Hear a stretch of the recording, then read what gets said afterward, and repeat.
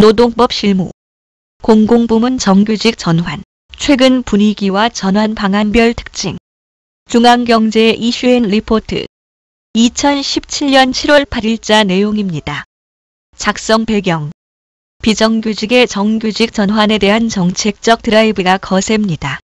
7월 6일 이용섭 일자리위원회 부위원장은 공공기관장들과의 정책 간담회에서 상시적이고 지속적인 업무에 종사하는 공공기관 기간제 노동자들을 올해 안에 모두 정규직으로 전환할 계획이며 이른바 중규직이라 불리는 무기계약직에 대한 불합리한 차별 관행도 개선해 나갈 방침이라고 밝혔습니다.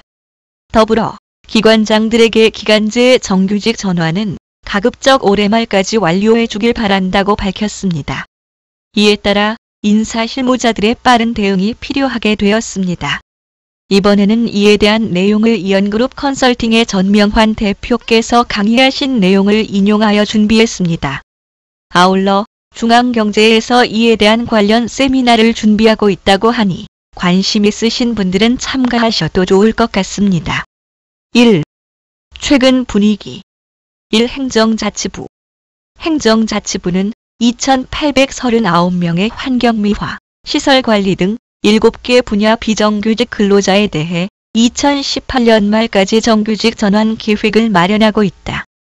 지난 6월 23일에 비정규직 근로자와 간담회를 실시하였고 행정자치부 스스로가 일자리 창출을 최우선으로 하는 국정운영에 따라 공공기관의 모범이 되어야 한다는 부담이 있다. 행정자치부는 현재 2,839명의 비정규직 근로자가 근무하고 있는데 이들의 정규직 전환을 위해 공공부문 정규직 전환에 대한 가이드라인 제시를 통해 준비하되 정부 청사의 특성을 고려하여 정규직화를 추진할 예정이라고 한다. 일단 정부와 용역업체의 계약 기간이 끝나는 2017년 말과 2018년 말에 맞춰서 단계적으로 정규직 전환을 할 계획이라고 한다. 2. 국회는 현장직과 사무관리직 207명의 청소용역 근로자를 무기계약직으로 전환한 바 있다.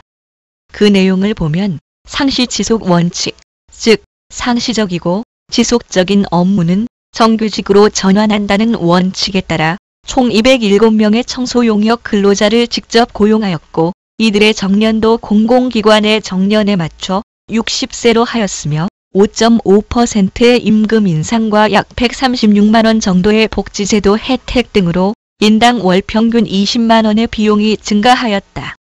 국회의 경우에는 청소 업무 직영 전환을 통한 고용 불안 해소가 1차적 과제였으나 전환 이후 다양한 인사제도 설계를 통해 전환 효과를 높여야 한다는 문제점을 가지고 있다.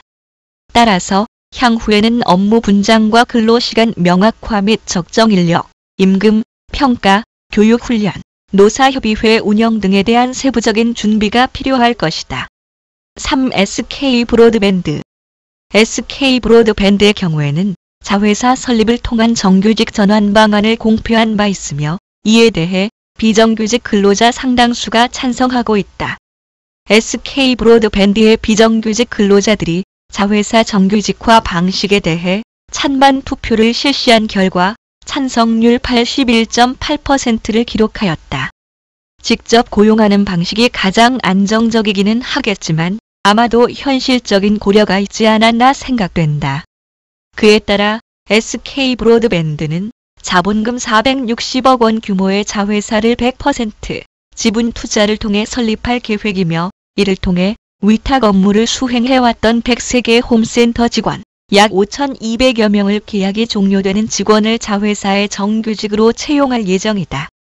그런데 비정규직을 정규직화하다 보면 협력업체를 운영하는 사람들 입장에서는 앞길이 캄캄할 수 있다.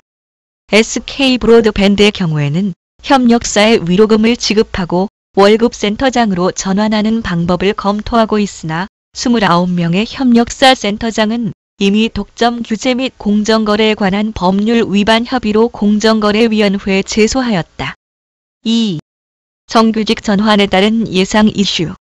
정규직 전환은 정부 정책에 함께 한다는 점이나 기업 이미지 측면에서는 좋지만 그에 따른 이슈들도 생길 수밖에 없다.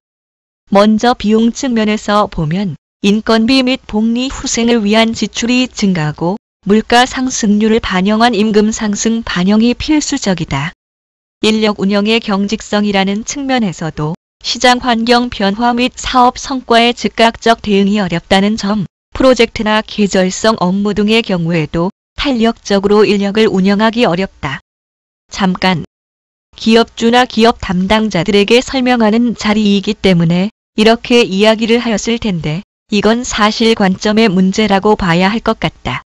인력 운영을 탄력적으로 해야 한다는 주장 때문에 지금까지 비정규직이 그렇게 양산되었던 것을 생각하면 정규직화 때문에 인력 운영이 경직적일 거라는 건 낯간지러운 주장일 수도 있겠다. 다음으로 일에 대한 공정성 인식 제고가 문제될 수 있다. 즉, 기존 정규직과의 형평성 문제이다. 임금 격차를 얼마나 둘 것인지, 연차에 따른 직급과 호칭은 어떻게 할지, 복리 후생의 수혜를 얼마나 줄지, 인사제도 운영의 공정성을 어떻게 높일지 등이 고민될 것이다. 그리고 마지막으로 노무 이슈도 생길 수 있다. 새로 정규직 전환된 분들의 신규 노조 설립이나 기존 노조 가입을 통한 노조원 증가, 근속연수 인정을 할지 말지, 각기 다른 근로조건에 맞는 취업 규칙을 각각 만들지, 기존 취업 규칙을 변경할지 등의 실무적인 문제들이 고민될 것이다. 3. 비정규직의 정규직 전환 방안별 특징. 비정규직을 정규직으로 전환하는 방법은 한 가지만 있는 건 아니다. 여러 가지가 있는데 그중 주요 방식으로 완전 통합, 직군 분리, 조직 분리, 자회사 설립 등을 검토해 볼 수 있다. 각각의 특성을 보면 화면의 표와 같다. 완전 통합, 즉 기존 정규직 틀 안으로 합쳐버리면 모회사와 결합 강도는 높아지지만 시장 변화에 대한 유연성은 떨어질 것이고 조직 몰입이나 숙련도는 보통으로 표시했는데 아마 기존 정규직들의 몰입도가 낮아지는 영향을 고려한 것 같다. 인건비 상승이나 인력 운영의 용이성 측면에서도 기업 입장에서는 가장 불리한 형태이다. 직군을 분리하는 방식, 즉 별도의 직군을 만드는 방식은 중간적인 형태로 고려해 볼 수 있을 것이고 그보다 더 강하게 분리하는 방식이 조직 분리라고 보면 될 것이다. 별도의 조직을 만들어서 그 조직에 대해서만 다른 제도를 운영해가는 방식이다. 민간 기업에서 가장 많이 하는 방식은 자회사 설립이다. 즉, 모회사와 완전히 구분된 출자회사의 정규직으로 전환하여 모회사와의 관계를 차단하는 것이다. 정규직 전환은 새 정부의 정책 방향이기 때문에 미리 준비하고 시행해야 할 것이다. 다만 앞으로의 환경 변화에 대한 대응이나 인건비 등을 고려하여 현재 우리에게 적절한 방식이 무엇인가를 잘 고민해야 할 것이다. 도움이 되셨길 바랍니다. 들어주셔서 고맙습니다.